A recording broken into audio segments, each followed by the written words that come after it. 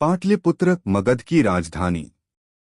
सभा में शंखनाद गूंज रहा था, लेकिन सभा के केंद्र में खड़ा ब्राह्मण चाणक्य अपमानित और तिरस्कृत हो चुका था।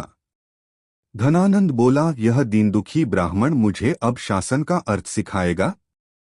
इसे बाहर ले जाओ। चाणक्य की मुट्ठी भींच गई। आंखें ज्वाला की तरह धधक उठीं।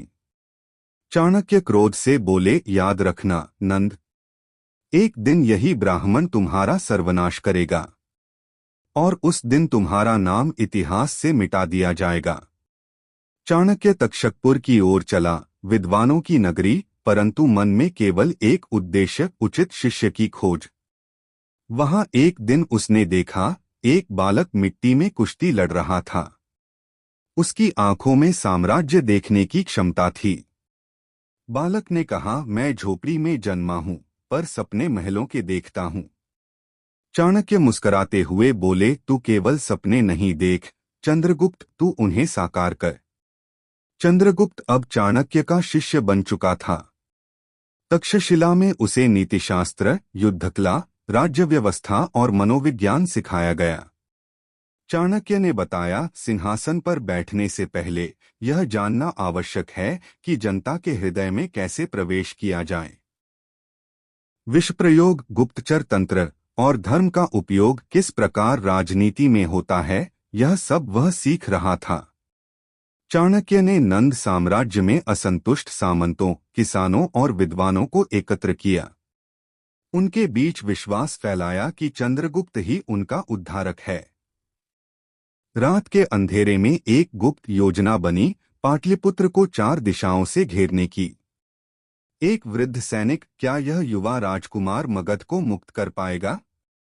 चाणक्य, वह केवल राजकुमार नहीं, वह इतिहास का प्रवाह बदलने आया है। पाटलिपुत्र में विद्रोह फूट पड़ा। चंद्रगुप्त की सेना ने कई द्वारों को तोड़ते हुए महल तक पहुंच बनाई। अंततः धनानंद को बंदी बनाया गया। धनानंद हंसते हुए बोला, अब तू क्या करेगा ब्राह्मण?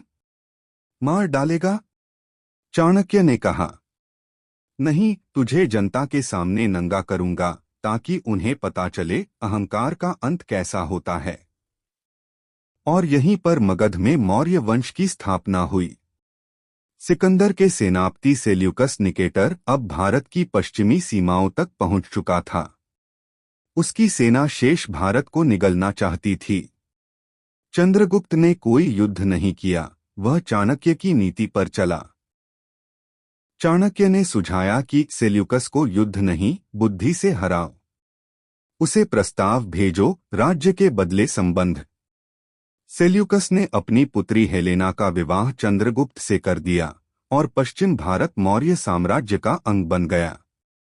वर्षों बाद जब चंद्रगुप्त ने भारत को एक साम्राज्य में बांध दिया, उसने सब कुछ त्याग दिया और श्रवणबेलगोला के जैन मुनि भद्रबाहु के शिष्य बनकर संन्यास ले लिया। चंद्रगुप्त का अंतिम वाक्य था, सत्ता क्षणिक है पर त्याग अमर। सम्राट मरता है पर उसका संकल्प युगों तक जीवित रहता है।